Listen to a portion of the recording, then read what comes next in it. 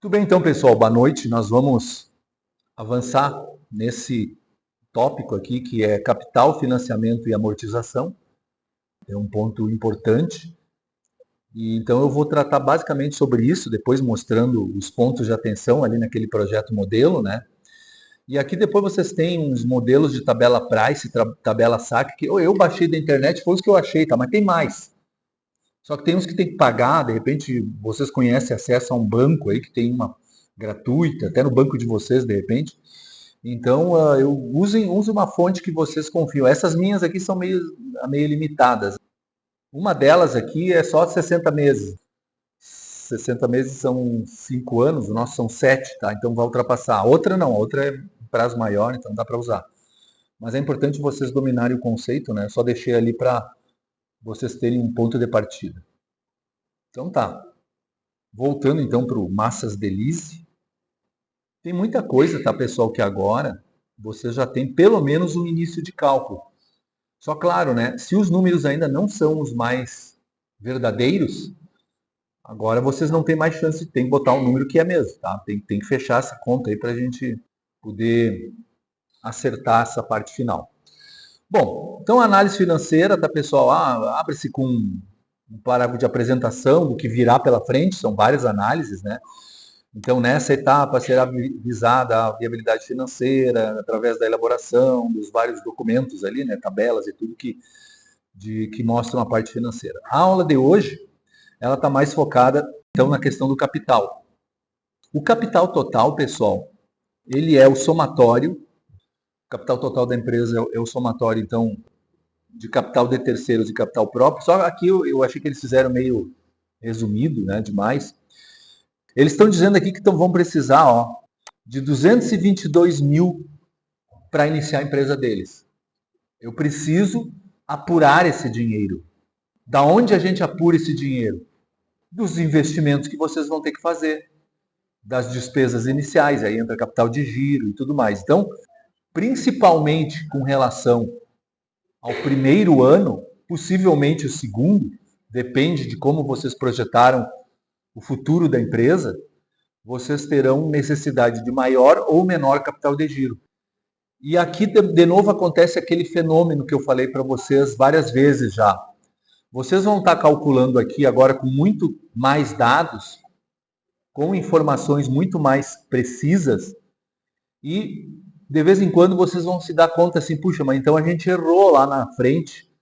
Por exemplo, aqui, eles colocaram, eu tentei deduzir aqui, né, ficou meio confuso esse trabalho deles, né, mas eu não cheguei exatamente nos mesmos números, mas eles estão dando a entender aqui que vão precisar de 56 mil de capital próprio, e aí eles transformaram esse capital próprio em capital social.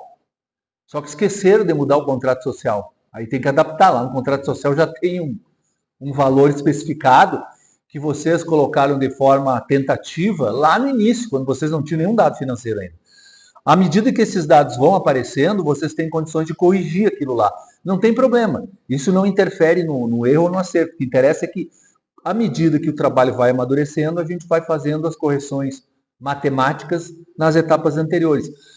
Tudo que vocês deduziram ou colocaram de números, a maior parte disso aí pelo menos, né, em etapas anteriores, quanto a capital e tudo, eram tentativas, eram sugestões, estimativas. Agora não, agora vocês têm a verdadeira realidade. Tá? Então eles têm que deduzir isso aqui, a distribuição, aí eles redistribuíram, né? Aqui eles fizeram, como eu falei, eles só esqueceram de mudar lá no contrato social. Mas a parte que mais nos interessa mesmo, pessoal, é essa aqui, E isso eu conecto diretamente com o plano de produção e o plano de vendas de vocês. Estimativas de custos, receitas e impostos. Isso a gente tem que ter muito preciso. Então, a etapa anterior que vocês fizeram na segunda entrega, ela permite, através do custeio, vocês definiram sistemas de custeio, margem de contribuição, então você já tem um início de cálculo lá. Então, isso permite vocês determinarem os custos de produção. E também os custos fixos, que aí, no nosso caso, seriam as despesas operacionais, despesas administrativas, despesas de vendas. Então, puxando de lá essas informações, vocês têm condições de alimentar as tabelas de custos. Eu acredito que a parte de custos fixos, nos dois trabalhos que eu vi de vocês, não vai mudar muito. Porque aluguel é aluguel, contador é contador, serviço de limpeza é serviço de limpeza. Então, os contratos que vocês estão firmando na parte de custos fixos para as despesas operacionais não deve mudar muito, né? Vocês não têm grandes correções a fazer. Mas, de qualquer forma, deem uma conferida. Surge lá alguma informação adicional aí. Por exemplo, em determinado momento aqui, no caso deles, eu descobri que eles contrataram uma nutricionista. É uma empresa de alimentos, né? Em nenhum momento eles tinham falado da nutricionista. Aí, de repente, aparece, cai de paraquedas a nutricionista. Devia aparecer lá no organograma. Se a nutricionista é importante para o negócio deles, tá, ela tem que estar na estrutura, né? Mas não, apareceu lá nos custos. Então, são aquelas coisas que tu faz e esquece de corrigir lá na frente, né?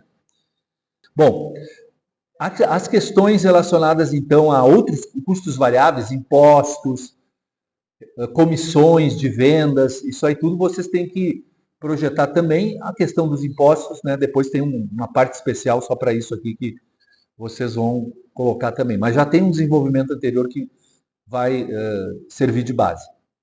Tá? Receitas, tá, pessoal? Sai diretamente do plano de vendas. O plano de vendas, se vocês fizeram as projeções certinho, ele já dá lá a estimativa de receitas. Tá? O único cuidado que tem que ter depois é colocar isso no fluxo de caixa, mas isso é assunto para a próxima aula, tá? Porque vocês vão ter aquelas formas de pagamento, de recebimento, assim como nos custos, vocês vão ter também aquelas formas de pagamento 30, 60, 90, ou entrada mais 30 e 60, tá? Isso aí afeta o fluxo de caixa, mas não muda a questão das receitas, porque aqui a gente está vendo por competência, tá? Não por regime de caixa. E impostos eu vou falar um pouquinho mais adiante. Aqui eles fizeram enquadramento no simples, só que erraram o limite, pegaram provavelmente uma fonte errada aqui, né? Um cuidado, tá, pessoal? Depende da ousadia de vocês em termos de intenção estratégica. Se vocês estão bolando a empresa de vocês para um crescimento mais vertiginoso, a empresa vai escalar, a gente costuma dizer isso no mundo das startups, né? Pode ser que em 7 anos o valor do Simples Nacional, que é 4.800, 4.800.000 seja ultrapassado. Caso isso ocorra, todo ano vocês vão mudar de alíquota. Vocês têm que cuidar disso aí. Tem que fazer o enquadramento certo. E à medida que a empresa vai crescendo as receitas, o Simples, ele calcula a alíquota com base nas receitas dos últimos 12 meses, que vocês tiraram lá da nota fiscal. Então, eu vou tendo novas alíquotas de impostos à medida que a empresa vai crescendo, até que bate no teto, que é os 4.800.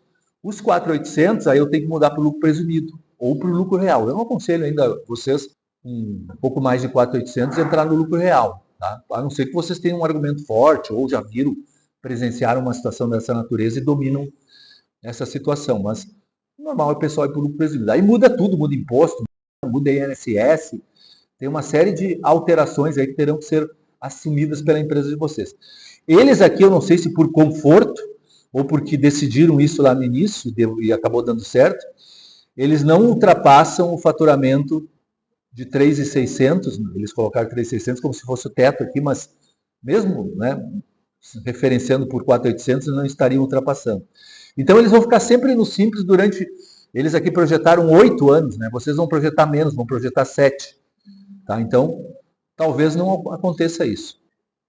Então já está tudo aqui, ó. Essa tabela, eles puxaram lá de cima, com base nas informações que eles já tinham lá dos custos mensais, matéria-prima, mão de obra, né, os custos diretos. Aqui apareceu o nutricionista, ó.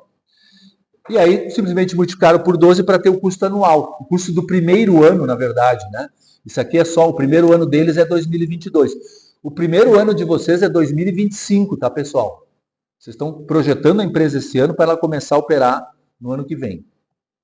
Aí as despesas de custos de caráter administrativo, vendas, seguros e manutenções. Aí eles têm o total de receita, total de impostos, custos e até deduziram a margem de lucro aqui, né? Já fizeram uma espécie de DRE aqui, mensal e anual, tá? Tudo bem, tá? Já tinham essas informações, isso aqui, como eu falei antes, só vai estar correto se vocês fizerem bem os planos de produção e vendas. Porque, por exemplo, todos os custos de matéria-prima vão ser puxados para cá, ó. os custos diretos, né? Matéria-prima, mão de obra e tudo. Então, o que puxa isso? Vocês sabem do MRP, né? Do que nós estudamos aí em estratégias competitivas. O plano de produção. O plano de produção é que puxa todos os custos. Tá? Depois, os custos fixos já é diferente, tudo. Daí eles já pagam por mês. As receitas, o que puxa as receitas? O plano de vendas. Eles fizeram projeções anteriores, depois eu lendo aqui, né, se tu fez alguma mudança na tua estratégia, tu tem que dizer logo, e não apresentar uma tabela e deixar para o leitor fazer cálculo na calculadora ali para comparar. Eu fiz isso à medida que eu ia lendo o trabalho deles, faço isso, farei isso no trabalho de vocês, mas aí à medida que eu ia lendo o trabalho deles, eu fui vendo, mas esses números aqui não fecham com os que estavam na etapa anterior. Por que não fecham? Porque em algum momento eles disseram que tiveram que alterar os preços, porque a empresa não ia ser viável. Eles achavam que o produto deles era muito valioso e podia cobrar um pouco mais. E alteraram os custos também. Pegaram fornecedores mais baratos. Então, aí alterou tudo mesmo. Tudo que eles fizeram na etapa anterior, né, em termos de projeções de custos e de receitas, acabou impactando aqui. Tá, mas tudo bem, para fins de análise, a que vale é essa aqui. Se houver uma incoerência, eu vou estar ressaltando isso na hora da correção, entre os números anteriores e os números posteriores. Mas aqui eles tentaram deixar o mais coerente possível para poder fazer a conclusão. Claro que daí o que ficou faltando foi essa explicação, né? Porque não é assim. Depois eu vou mostrar para vocês, eles fizeram bons incrementos de preços aqui. Depois vocês vão ver com detalhes essas minhas observações para vocês tomarem por referência no caso de vocês. Fizeram então aqui a nova formação de preços, eles já tinham feito o custeio lá em cima, e aqui eles repetiram com dados mais atualizados. Calcularam novamente o markup, lá eles calcularam a margem de contribuição, que são conceitos sinônimos praticamente, né? São conceitos, na verdade, complementares, né? Aqui eles fizeram um recálculo então, do markup usando essa fórmula, que é a mais usada, vocês já devem ter estudado, e aí aplicaram isso lá na empresa. Eles aplicaram isso aqui, pessoal, aí e aqui entra as controvérsias, né? Com dados das tabelas anteriores e chegaram ao markup de 2,23 usando essa estratégia aqui. Tá? E aí depois eles multiplicaram isso por todos os custos novos que eles levantaram.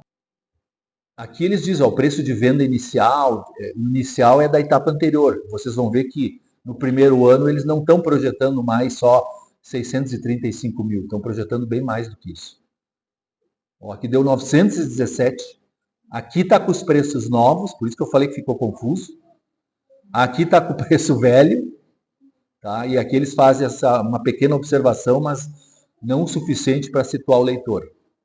Bom, aí eles calcularam aqui, ó, pegaram os custos com os novos valores dos fornecedores, montaram essa tabelona aqui para todos os produtos. Como vocês sabem, eles têm vários produtos, então eles tiveram que fazer um tabelão. Não é o caso de vocês. Vocês têm 3, né? 3 produtos, né? Só que tem tamanhos distintos. São 3 produtos, categorias principais de produtos com tamanhos distintos, né? E vocês têm 3 tipos de cerveja, né? Tá. Então, o de vocês vai ser bem menor, o de vocês vai ser menor que o deles aqui também. Muito bem. Então, assim, ó, tu coloca aqui os custos da matéria-prima, aí tu tem que ter os custos unitários. Aí eles colocaram, aplicaram o markup, o preço foi lá para R$30. Ó. Olha só o que eles sugeriram com base na concorrência. R$18,90. Por isso que eu falei assim, ó, não tem nenhuma uma explicação muito convincente. Eles até explicam, dizendo que o produto deles vale mais e não sei o quê. Tá? Por ser regional, por ser com produtos, né, locais e tudo. Mas de R$18,90 para 30, 1 quilo de lasanha é bastante diferença. Mas na real eles trabalharam com esse preço ideal aqui. Tá? O outro preço eles meio que abandonaram, ficou no histórico só do trabalho. Né? Eles acabaram aplicando o markup em cima dos custos e deu isso aqui. Que é a conta que todo mundo faz quando define o markup. Embora você sabe, né, pessoal, não sei quem trabalha em comércio aí, ou mesmo indústria, o markup muitas vezes ele nem é calculado assim com grandes técnicas. O dono da empresa vai lá, bom, aplica 2,5, aplica 3. Porque meus concorrentes aplicam isso aí, é a média do setor. Então, na vida real, às vezes a definição do markup ela é pela vontade do dono lá. Eu já fui em empresa lá que o cara me disse simplesmente, tá, mas como é que tu chegou a esse markup? Ah, não, para produto que vende pouco, eu boto o markup bem baixo para tentar vender mais. E para produto que vende bastante, eu boto o markup alto para tentar lucrar mais. Dedução dele. Tá, para ele estava dando certo, então ele continuou com esse método aí. Tá? Muito bem. Então, pessoal, isso aqui é importante porque depois vai alimentar o fluxo de caixa também. Tá? Aí tu tem condições, com os custos unitários definidos, tu tem condições de fazer todo o cálculo do custo do produto vendido, que é aquela parte inicial da tabela deles. Ó. Isso aqui já vai alimentar os DRS depois. Eles fizeram para os primeiros 3 anos, tá, pessoal? Mas eu sugiro que vocês façam todos os meses, todos os anos. E publiquem aqui só o que foi pedido. Porque para fins de fluxo de caixa e outras análises, vocês têm que ter a dedução mês a mês, porque cada mês depende do anterior, principalmente para efeitos de fluxo de caixa. Tá? Então, é interessante ter o cálculo mês a mês para todo o período, e aqui depois vocês sintetizam só para os 3 primeiros anos. Foi o que eles fizeram, até porque depois no DRE é só pedido os 3 primeiros anos mesmo, né? Então eles já adotaram esse critério. Financiamento e amortização, então, pessoal. Bom, eles usaram aqui o banco do professor, só tem esse mesmo, né? Tiveram que financiar 165 mil, usaram a tabela SAC, deixei um modelo aí para vocês, mas pesquisem, tá? Depois eles mostraram aqui, ó. Na época desse trabalho, tá, pessoal, o formato dos pagamentos de financiamento era um pouco diferente do de vocês. O de vocês está todo amarrado com pagamentos trimestrais. Sigam o que está lá, o que eu falei na aula passada, sem problema, tá? Aqui eu só vou mostrar a título de ilustração. Não sigam o modelo deles. Eles explicam o saque, justificam por que o saque é bom, por que o price não é. Então, todas as explicações vocês podem acrescentar isso também. A nossa taxa aqui vai ser um pouco menor, que da época deles para cá baixaram alguns indicadores, né? Então, se não me engano, o nosso é 5,5%, uma coisa assim. O dele, usem o que está lá no slide, tá? Cuidado que tem as taxas do BNDES, que sempre vai cobrar, e tem mais o agente financeiro, que sou eu. Eu sou o banco, eu tenho que ganhar o meu também. Eu tenho que ganhar 3% em cima do financiamento de vocês. Tá? Então, eles chegaram a uma taxa acumulada, né, de amortização de 13,046. Aqui calcule com várias casas depois da vírgula, porque influencia no resultado. Tá? Que nem eles fizeram aqui. Então, no Excel é tranquilo, tá? Tem que fazer no Excel para chegar lá.